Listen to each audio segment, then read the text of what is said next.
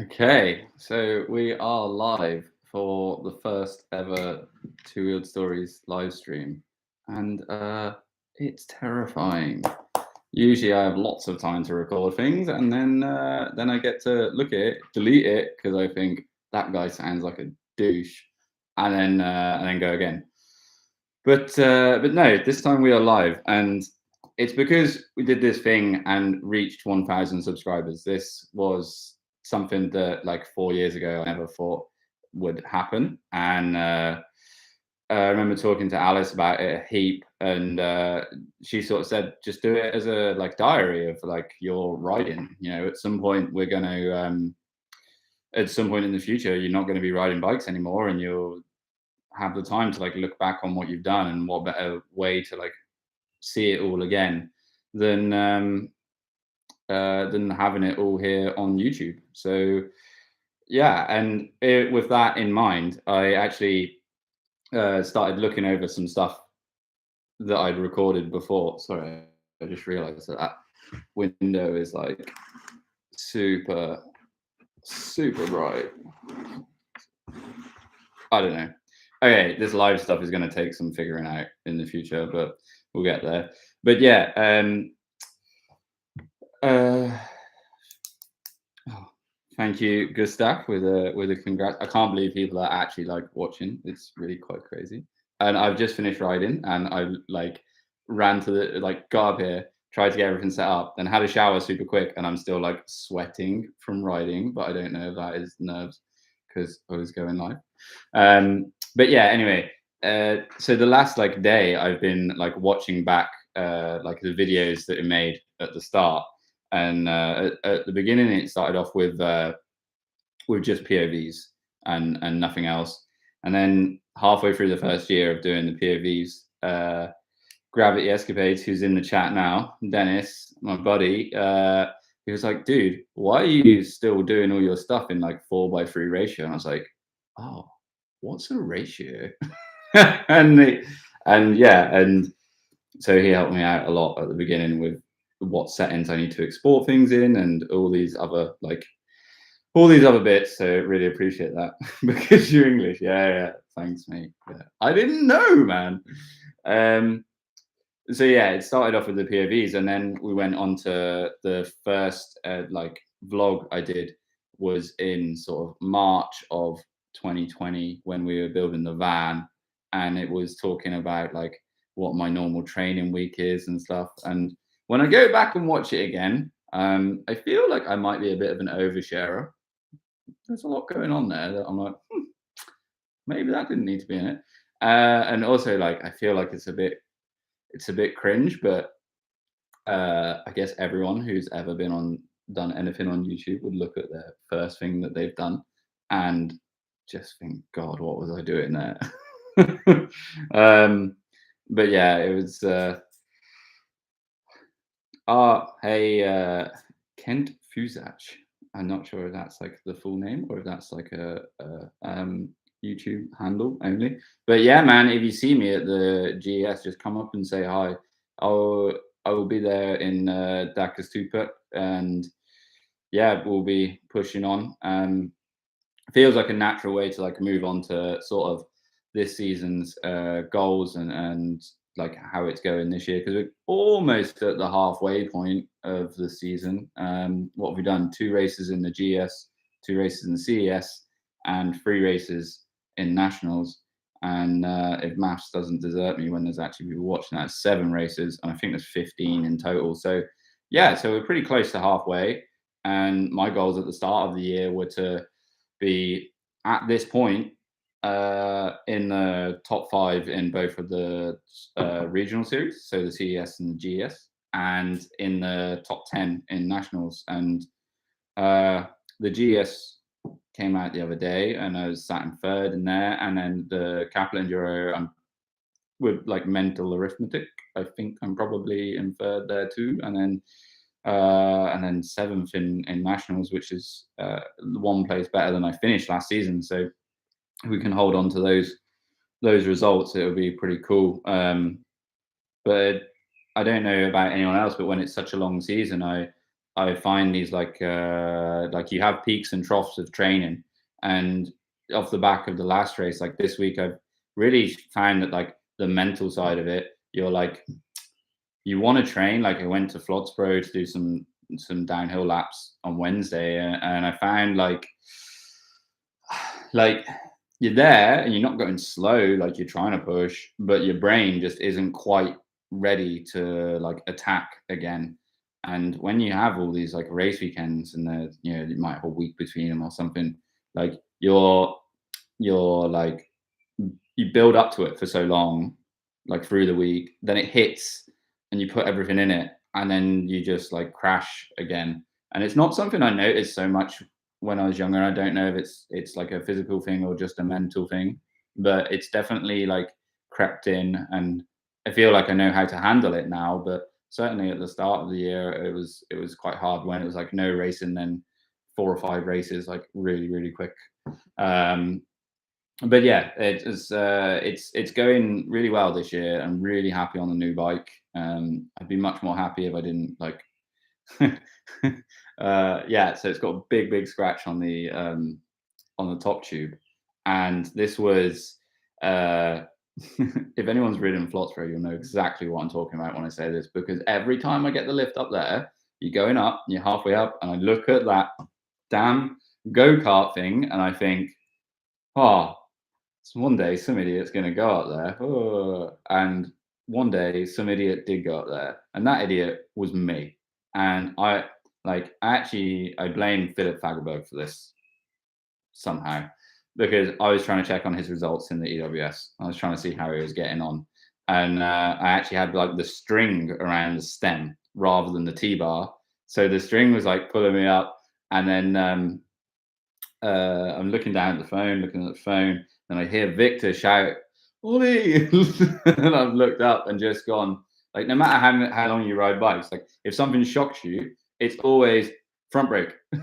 Like, and I just grabbed the front brake, flipped off the bike.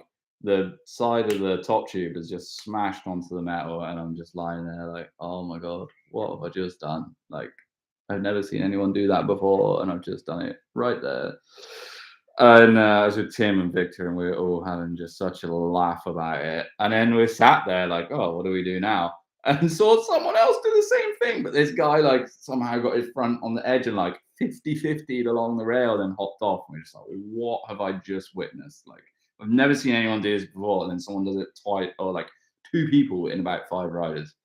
So if anyone wonders why there is a black strip of tape around my top tube, that is why. Yes, yeah, Dennis, man. I honestly, if I had that on video, it just and so much of me wants to be like, oh, that's not safe. Like they should have something else there to stop that from happening. But nah, that's 100% rider error. That is.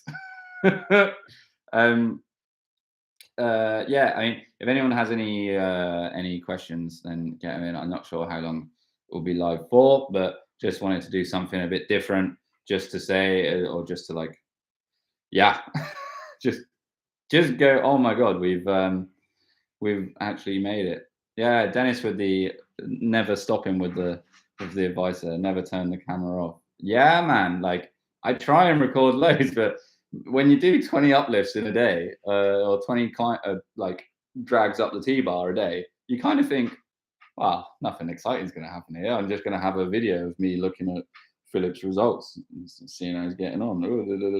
But yeah, I don't think many people saw it, but it still was probably the most embarrassing thing that's ever happened to me on a bike. Hey Alice, my wife is in the chat.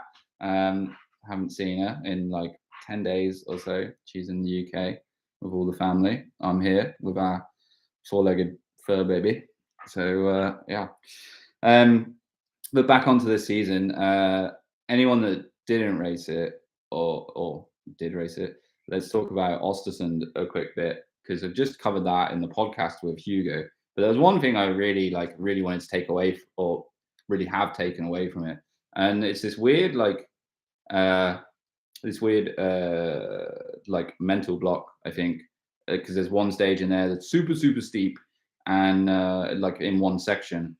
And both runs on that stage, I just dropped so much time to all the riders around me, and it was really really like hard to sort of think about, because on a lot of the other stages I was pulling time on people and climbing up, and then was in that like elusive top 10 that is the goal this year, and then dropped like 4 or 5 seconds to a couple of guys around me just on one track at the end, and it's just it's a hell of a lot of time to drop on a minute and a half stage, and it was tough stuff to like to deal with, and I'm not 100% sure if it's like a mental thing, or like I think the guys who on the drive back were trying to be like, oh, you know, it's your bike's not quite as aggressive as your old bike, so maybe it's not quite as like confidence inspiring as you're coming down, but no, like I know I was quite on the brakes there, and it's yeah, it's the first time I've really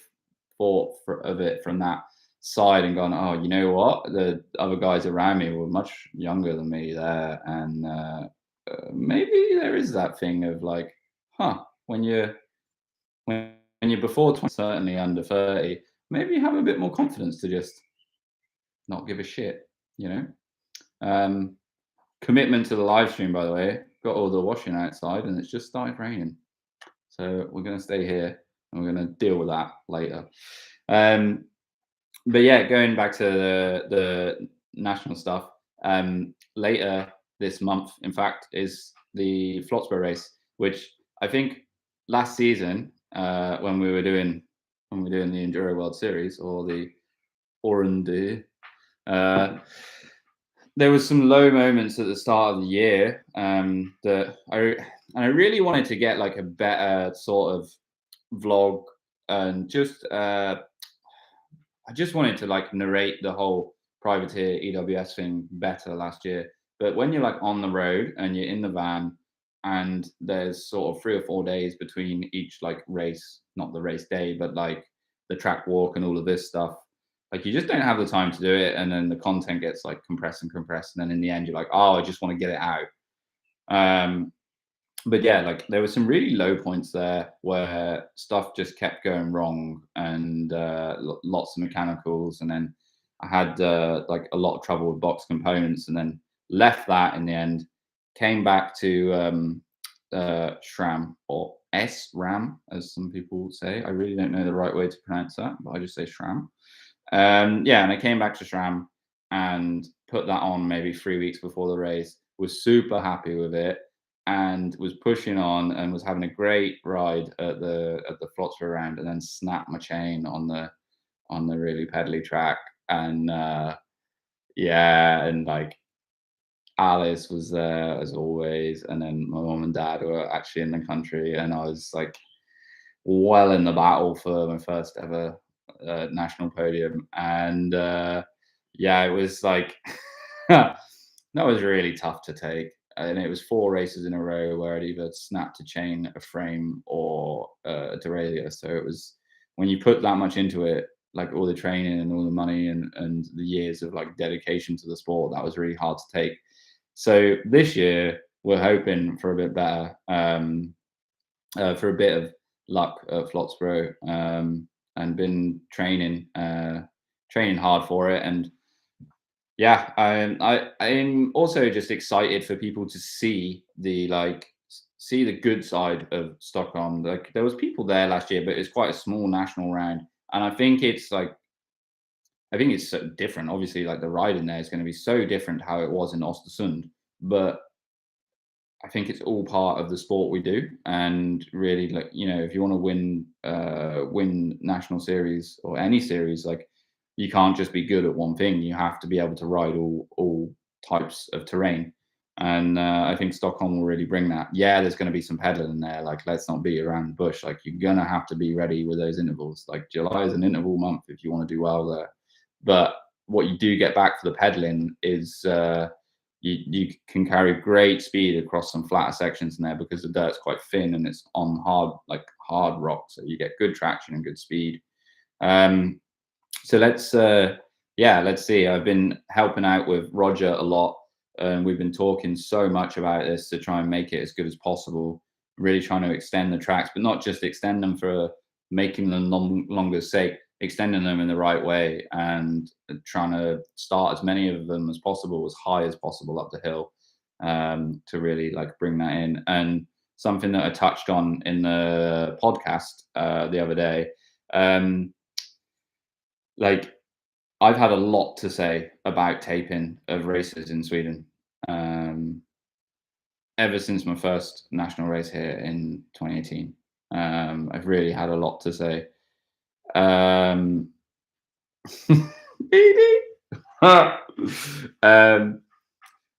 yeah, I've had a lot to say about the race taping, and I've been helping Roger with some of the Capital Enduro Series races when when they're on like local patches to me. And then this one, I really want to sort of put my money where my mouth is, and I'm really gonna be involved with setting up the tapes and setting up the courses for the Flotsper round to really show like, yeah, we might not have the biggest hills, but everyone will come to this race and go, holy shit, like everything just worked.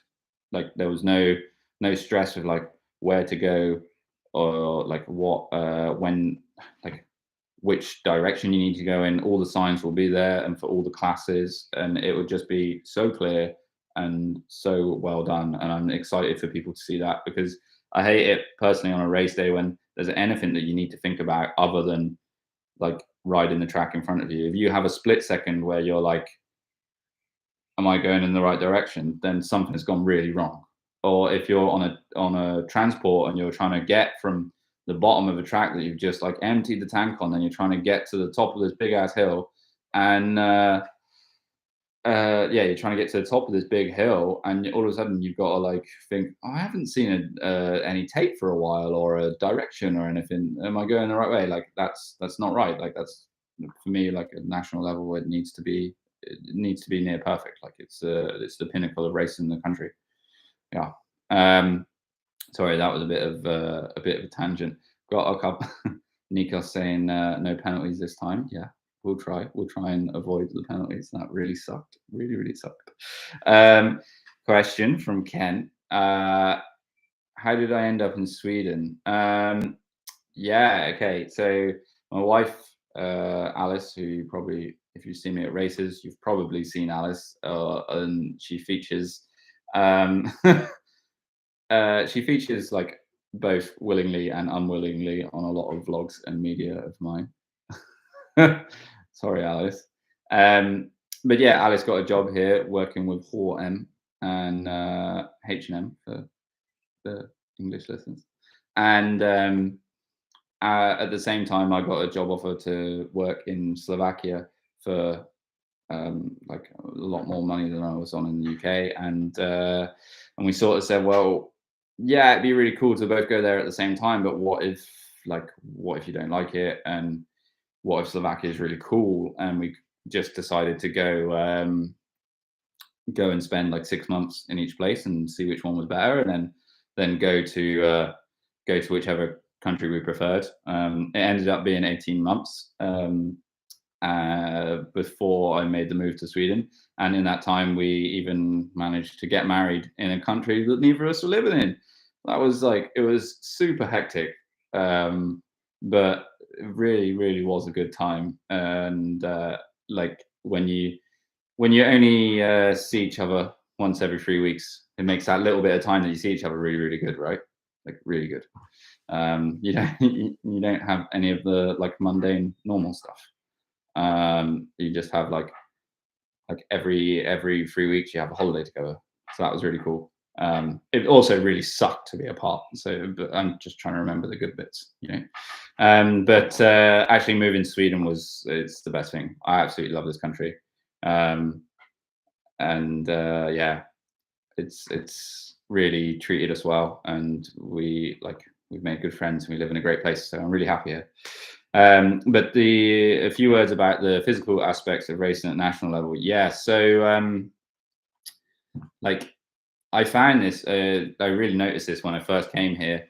Like in England, there's a lot more, or the races that I was doing in the UK, it's kind of like a steady climb, like a gravel climb or something, and then you have a descending track that's 2 minutes long. And then it came here, And like the first ride I did from Stockholm, I went out in Nacka Naturreservat, and oh my god, like, so what, like the descending is sick, but what is all this like flat stuff between it? And it's not just flat, it's so technical. So it was such a like shock to the system. And that first year of national racing was just like, I just wasn't fit enough for it. But not only that, that first year, if anyone remembers the 2019 Swedish ESS as it was called then, it was just the wettest series. There was one round that was dry, and that was in Yazunda. Rest in peace, Yazunda. And it was just like, I think the first race of the season in Göteborg, and it was 1 or 2 weeks before we got married. Like, we literally flew back to the UK the day after that race, and I think I crashed 8 times in 7 stages. And it was just like, okay, is this because it's really wet, or is this because I'm just absolutely exhausted from all this pedaling and I don't know what I'm doing? Not only that, I managed like 7 of the crashes Alice caught on camera, so that was pretty sucky. And since then, Alice has developed this technique of managing to like not say anything or give away her position until I'm passed, which is quite funny. So like, respect on that. But yeah, I think like the fitness level here, you can be a really good descending rider, but if you don't have the legs to like power through on these tracks, then it's going to really hurt you. It really is.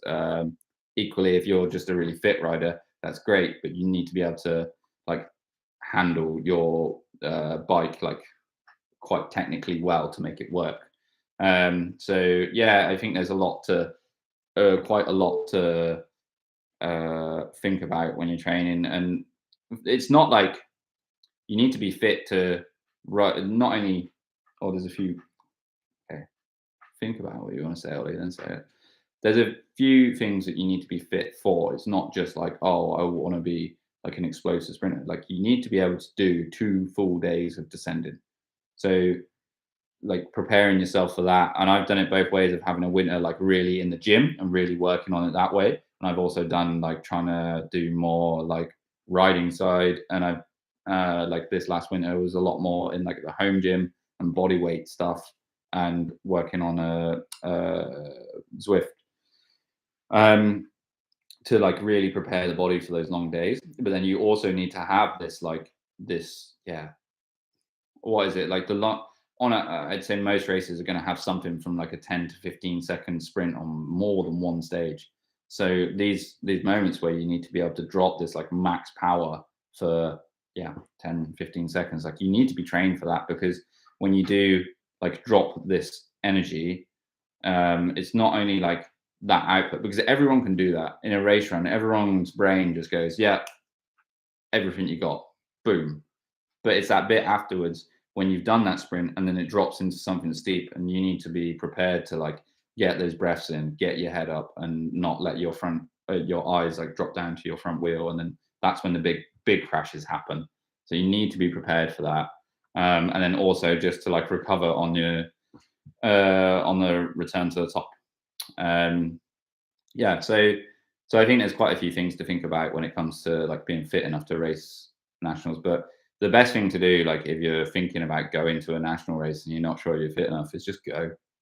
Just go and do it, and just make it round. And like there's a few rounds that are sort of safer to start on. I know the like Flotsbro, I'm gonna say motion because I can't understand how this word is pronounced in Swedish. I feel like it should be Mohoin, but whenever I say that, Hugo usually laughs at me when we're doing the podcast. So I'm gonna say hobby class, in fact, because that is what we say in England. So if you go to Flotsbro and you're doing your first national, do the hobby class there and know the tracks that will be involved, and there's nothing there that's gonna be too scary, and it will give you a taste of like how long you can or how much you have in the tank national level. Farlon will be quite similar. That's quite a nice track, quite a nice venue for your first national race. So yeah, the only trouble with doing these lives is there's no one on the other side of the conversation. So no one goes, you know what, Ollie, you've been speaking about that for a while. can probably move on. So I'll just keep going and going and going. But yeah, so Edie, Alice's sister, has asked, do you have time to keep houseplants alive while your wife is away?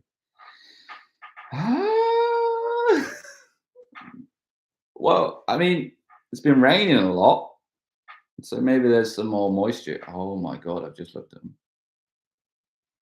And you can't edit live. Yes, I mean, yes, all the houseplants have been fine in my 10 days at home on my own. There's nothing to worry about, and there definitely won't be a trip to the local plant shop before tomorrow. Okay. Yeah, another question. How's Bankereed? Bankereed is sick. Like, done one day of riding there, back in like April, maybe. Really, really wanted to go there again this weekend, but I just couldn't bring myself to drive this weekend that we're in the middle of now. I just couldn't bring myself to drive 4 hours down there on my own. Like, I didn't fancy it. But I'm really looking forward to that. I think. Hold on one second. Yeah, so Bankereed is in fact the last race of the season. So I'm really looking forward to that one. Might have to book the Monday off so we can actually stay there and have some beers or something after the race, because that's going to be the end of a very long slog. And in the middle of in that period, the last 3 races are 3 race weekends in a row, and then it's Verhoeven, Iserberg, Bankereed, and that's going to be a year. So on one hand, it's going to be a full year's worth of work coming to a like pinnacle or a climax there.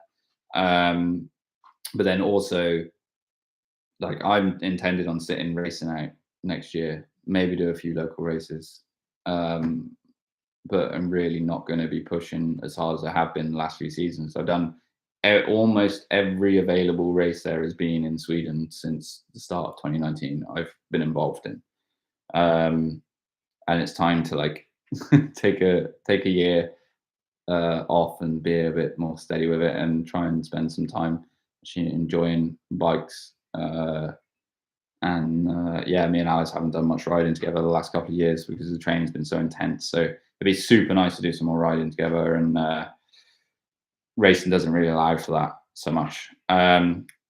Just planning to take some time away. But then what that means is, like, those last 3 races in October, if things carry on as they are, then I'm going to be like right there, like battling to sort of win a series or be well inside the top 10 at nationals. And that's been like a constant grind since like 2014, when I first like came back to mountain biking and racing after taking a few years off. So it's been a long slog. So I'm looking at that 3 weeks, and that is going to be like peak pressure, and hopefully everything I've learned in the last 10 years of racing bikes, be able to use that to keep myself steady and keep my mind straight, and just get there, and just get from point A to point B as quick as possible.